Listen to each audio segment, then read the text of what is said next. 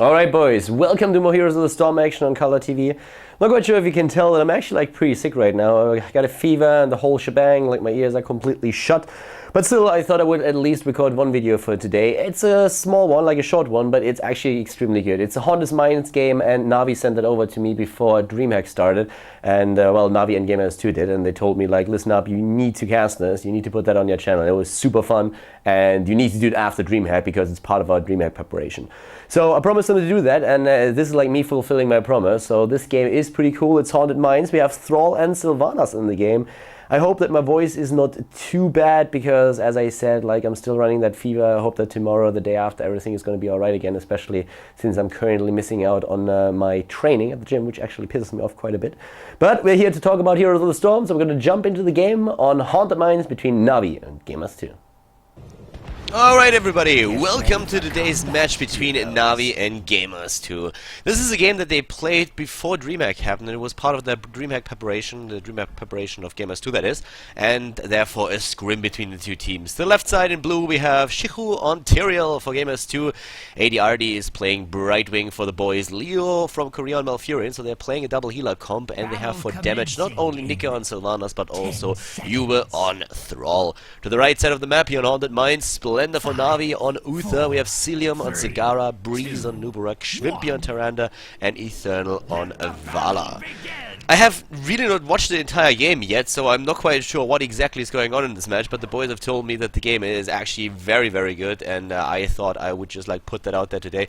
You might also hear that my voice is a bit off, and yeah, unfortunately I'm a bit sick, and I also have a bit of a fever. I hope that it's not like too bad, but yeah, in case that you're wondering why exactly does he sound so weird, that's the reason why. Currently trying to get better, but I thought I would at least record one video today, and this is the video that you're currently watching.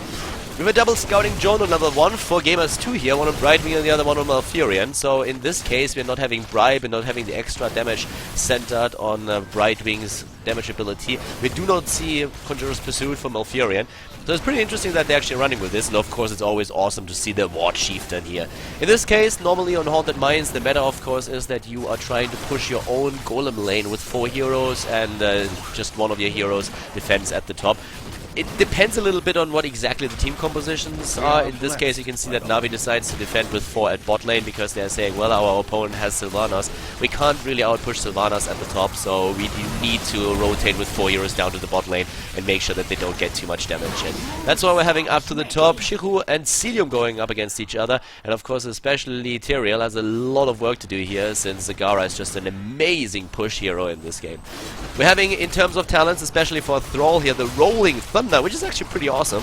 So Thrall builds are always fun. The hero is starting to make a small comeback. He's not really played all that often just yet, but you see a lot of teams that start to experiment with him again and that are trying to incorporate them in their team compositions, which I personally find is pretty awesome because, let's face it, Thrall is a badass. Green Jesus once again. Oh, Leo here needs to be careful, but the double healer at the bot lane works so far quite well for Gamers2. The Polish team here, of course, once again with their battle cry, Napierdalai! Trying to take them down here, and on the side, oh, both of them going straight into the mines. Actually, it looks like Gamers2 is starting to move up to the top lane. Down here, we already have NaVi in the mines, and when we're looking at those talents that they chose for level 1, then we're having a multi-shot build on Vala, we're having the Ranger Smart on Tyrande, and in the case of Zagara, it is Reconstitution on level 1, probably going to be Endless Creep on 7. It's just like the current meta that you try to get as much map control with Zagara as you can. Ah, Nika here with a Haunting Wave, jumping in very aggressively, trying to push them back. Zagara is not with the team yet, they don't want to fight a 4 versus 5. And they're moving back immediately. Already got a few skulls, but not really enough yet. Keep in mind that with the first golem, there is still this mechanic in place that after 60 golems that you gathered, only for the first golem by the way, not for the second anymore, after 60 skulls gathered, your own golem does not get stronger, but you can of course gather more than 60 skulls and deny them to your opponent. Balances the map a bit more, prevents too much snowballing. Blizzard is trying to really make sure that their maps are as balanced as possible, and I really, really like those approaches. Currently what we're seeing here is once again the scouting drone being used. I really like this talent. In Heroes of the Storm it's so much about vision, especially on a map like this, and they have a lot of vision here. Maybe even a bit overkill to take scouting drone on 2 heroes, but they are running with it. We're having now also 1 healing ward taken for each team so far, and a protective shield on Uther for the opponents, for NaVi, but so far Brightwing hasn't really chosen his level 4 talent yet. Probably going to be the protective shield, but well, we'll see. For now, one of the things that I want to highlight also is that, of course, with Tyrande in the game, if you go for the Overflowing Light on level 13, then you have basically 1.5 healers. She can really dish out some really nice healing numbers. So far, Gamers2 playing a very solid game. You can tell that there's like no kill just yet. So both teams are having a lot of respect for each other. They rotate through the maps. It's all about just like getting the skulls here. And so far, Gamers2 is doing the better job. Nice dodge on that stun. You were about to move in here. Haunting Wave, damaging them, but they need to move back right now. There's nothing that they can get in here anymore. Breeze is initiating with an Uberak, but gets focused immediately, needs to move back to the back line. And now, still no talent on the side of Brightwing. Still has not chosen his protective shield or whatever it's going to be. So maybe we're in for a bit of surprise there. We'll see.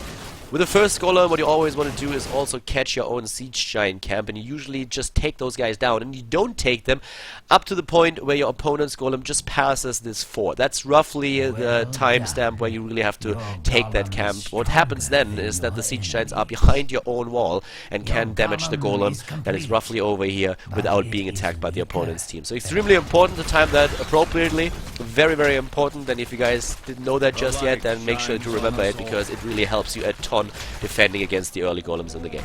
Right now, as you can see here, we have also for Right the Lightning taken, for Thrall, the War Chieftain here, going for that Lightning build. We're having a lot of area damage on the side of Vala, going straight for multi-shot, and here they go again, trying to, of course, push with a stronger golem. The rule of thumb is push with a stronger golem. That's exactly what they're doing. They're already having Nika just trying to disable both of the towers to keep that golem alive. Both teams now with the siege giants behind the gate, making sure that they can dish out as much damage to the golem as they possibly can. But we already have a pretty significant experience lead here for the Polish team, and they're moving in with the Wolf Schwimpy. He's locked down and they're jumping him. Shichu is trying to eliminate him, but Nika is the one delivering the final shot, goes in and gets the kill. Eternal is extremely low now too, but Leo doesn't get close enough for another Moonfire, but a lot of pressure right now against NaVi.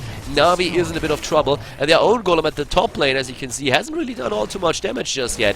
We're already having the fort eliminated at the bot lane. The tower is down 2, level 7 talents are on the board, which allows Tyrael now to go straight into battle momentum. And of course, even more important, we're having unstable poison on the side of Sylvanas for even more pushing power, and Stone Wolves here for Thrall, taking that level 7 talent. One of the big blows to the War Chieftain was, of course, when battle momentum on level 7 was removed by Blizzard. Since then, he's fallen off a bit, but as I already mentioned earlier, he's starting to make a slight comeback, but we don't see him all that often just yet. Once again, the bot lane being pushed, and this is actually the time when even the keep already suffered a bit of damage, and you need to be careful here. 8 versus 7, that means we have the talent now also ready for NaVi, and they're moving in immediately. They're trying to go for the green Jesus, but Juve is moving back on his Thrall. We're having Breeze and Splendor really low on HP here. For them, the composition, of course, circles around the stuns a lot, and also for Zagara with the more than later on, but the initiation with the Nubarak is going to be very important for them. We're having, in this case, Hot Pursuit taken over Searing attacks, which oftentimes is the talent to go for on Vala, but Eternal apparently feeling here that he needs the extra movement speed over the extra damage on his right click, more working with his abilities than the right click in this case right now. Of course, what's important after the first golem is down is that you are trying to just make sure that your opponent doesn't get level 10 before you enter the second mine phase, or at least that if he does, that you get level 10 too. Thing is, without level 10, 9 versus 10 is just one of those things in the game where you never want to fight. And that could be brutal if the mines open at roughly around that time. So at this point, we're having actually Gamers2 trying to take down a few more structures at the top lane that would give them a nice experience boost, and they are already a level ahead. They are 9 versus 8, and they're just like trying to get even more out of this, going for the next tower here. They're looking very good here. 1 kill against 0. Very tactical game between the teams, and I actually like that. Especially what I love about this, I haven't even mentioned this yet, is that we're having a game where both teams are scrimming, are training on Haunted Mines, because they are saying, well, Haunted Mines is a map that was extremely bad in the past. It's still not our favorite map, but it's getting better, and we could surprise somebody here. So they're starting to really incorporate the map in their training schedule, and I personally like that a lot. It's absolutely awesome. In this case, now we have Nika and the rest of the team starting to move in down to the bot lane. We have AD already still a Brightwing, but with a phase shift he can of course teleport to any allied hero whenever he wants to. And this is like the worst case scenario now for NaVi. I mean, level 10 versus level 9. and the mines open in a couple of seconds. Sanctification taken on Tyrael, look at that. They're not going for judgment here. They already have quite a lot with the Sundering, like initiation a lot with the Sundering on Thrall, and instead they're going for the channeling and then the invulnerability. That of course is going to help Thrall to go absolute ham. And that is definitely going to be extremely difficult for the opponents to handle. But right now, the only thing that NaVi can do is try to go for a kill at the fort, because, as I said, without level 10, there's no way for them to really win a fight down in the mines. They are far behind right now, and they're just saying, boys, the only thing that we can do here is we're moving up to the top lane, we're taking the structures down, we're roaming the map, we're stealing their camps away, we're trying to get experience that at least with level 10 we can defend, but they will get that 100 skull golem, and we just have to somehow make sure that we defeat against it. We have on Brightwing Gust of Heal and Tank on level 4, Emerald Wind, Tranquility, and as you can see here, it's the Wailing Arrow. ADRD, a lone survivor down at the bot lane here for Gamers2. Everybody else is in the mines. 100 Skull Golem is there, and finally that level 10 for NaVi, with actually a Divine Storm here. So an interesting choice, not going for the Divine Shield, which is more, the more obvious talent these days, but they don't have a melee assassin, they don't really need it here, so they go for crowd control skills, and they have a lot of those as well. Vala with the Rain of Vengeance, the more Web Blast, and there's Web Blast already being used. You can hear it at the sound. And Breeze getting low, gets healed, but Splendor is about to die, and there it is. Uther gets killed, gets sniped.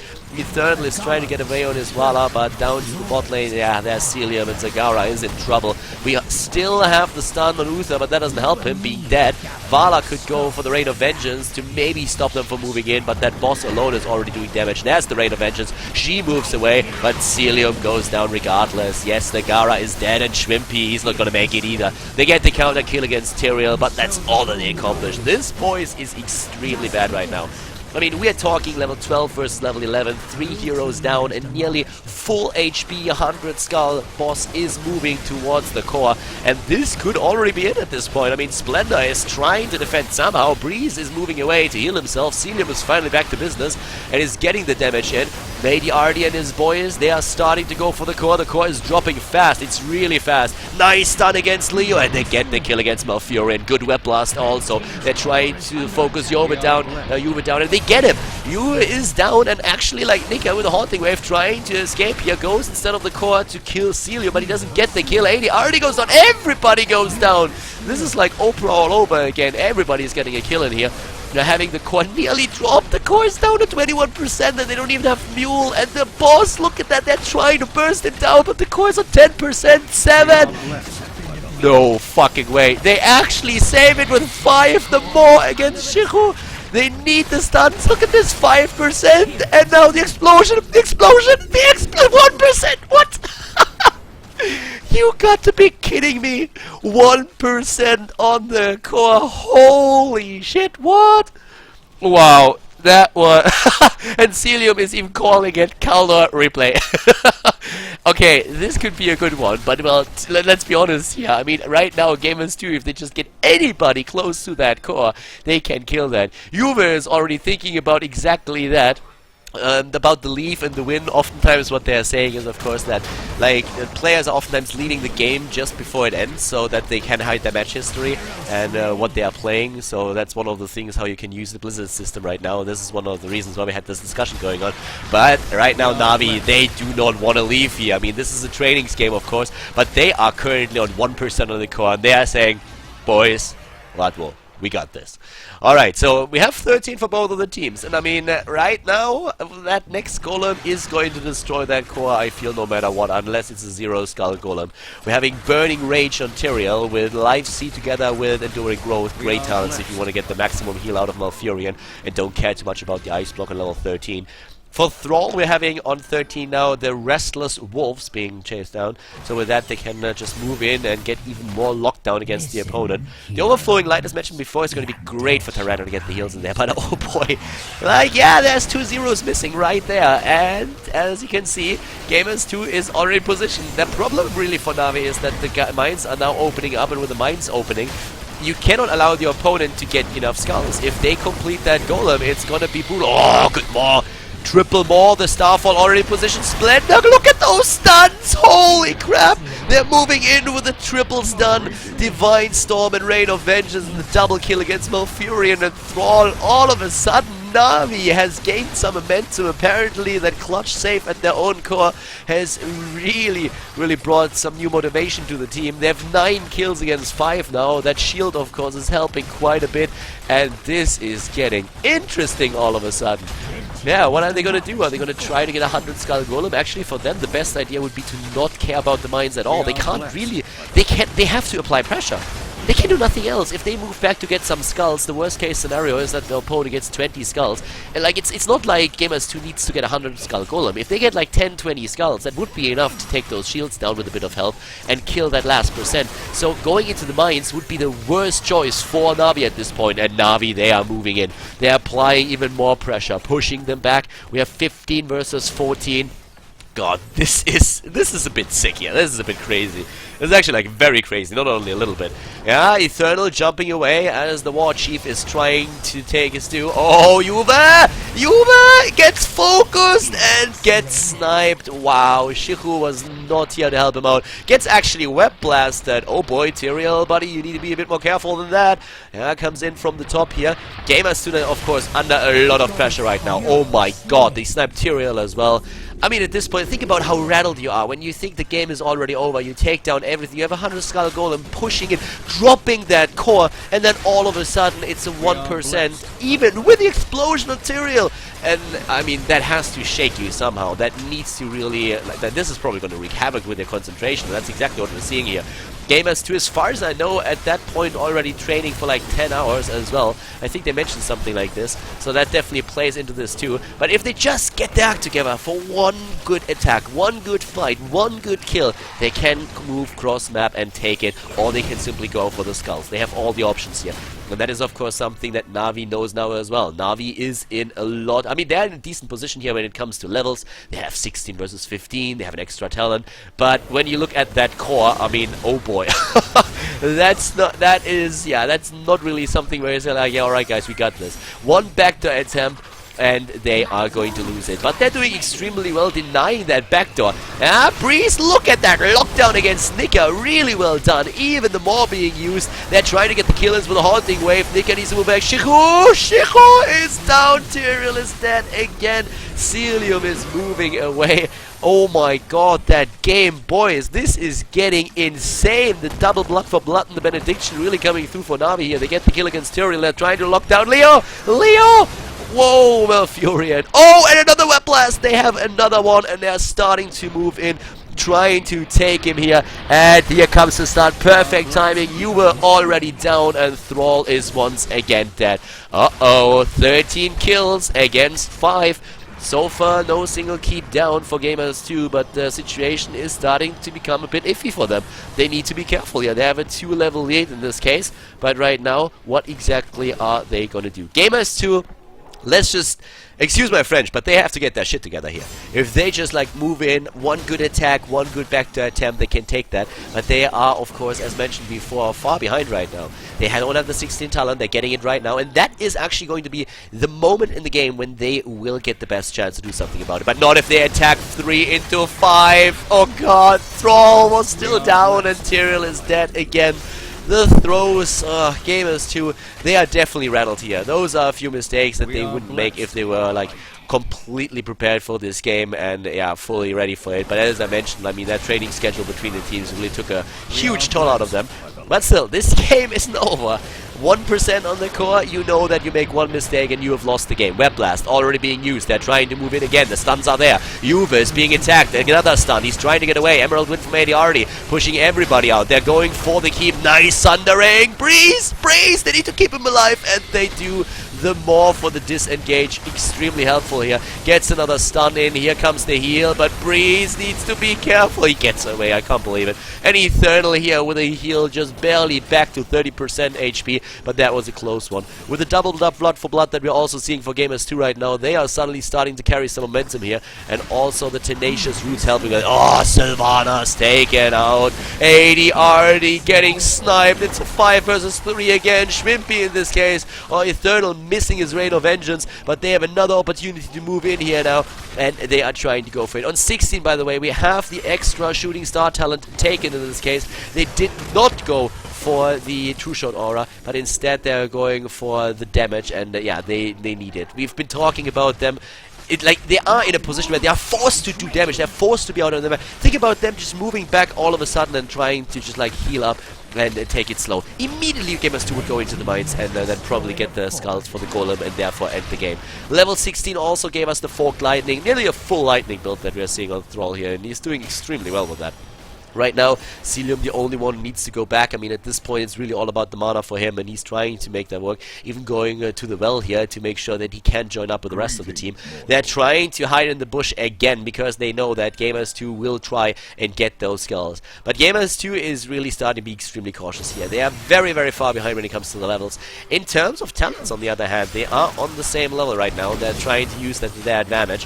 One fight is all that they need. Chiho is being attacked again. Here comes the Emerald Win, more already used. Chiho, and they drop Tyrael again. He just doesn't stand a chance in this game. That sanctification doesn't really help the team since he's already dead. And once the fight starts, extremely well done here by NaVi. NaVi is fighting like lions, and this time they might have the momentum that they need to carry to victory. They have 2 kills already. It's a 5 versus 3, and they're starting to move in. Yuba and Leo are starting to move back. They're saying, boys, we don't need to fight these guys. We just can go cross map and drop that core. That's all we need. Tyrande trying to unhorse them, but they're starting to move in here. They're starting to move over here. Hiding, actually. Trying to hide and moving back. Uh-oh. They know.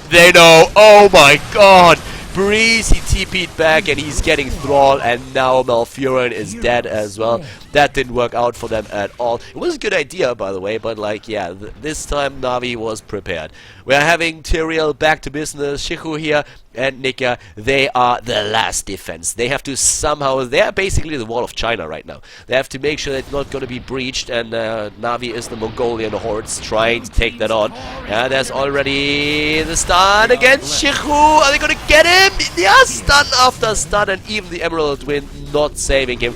Doesn't even get damage in with the explosion. And now level 20 has dropped, and this, ladies and gentlemen, this could be game. I mean, 1% for how long? They have what, 1% core for I think like 10-15 minutes. Probably like 10, but absolutely insane. Gamers2, the Polish team, once again, fair players here. But what a match!